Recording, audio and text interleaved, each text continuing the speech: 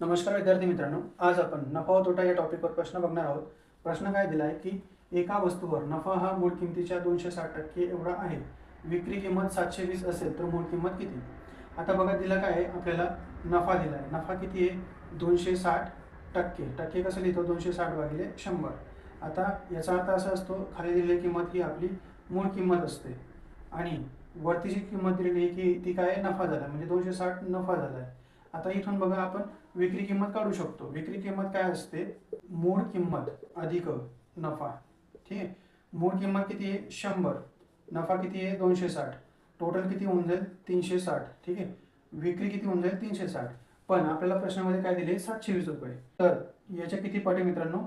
दोन पट आहे. ठीक आहे.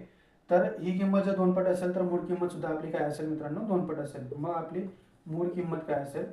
100 गुणिले 2. 200 रुपये आपली काय असेल? ही मूळ किंमत असेल.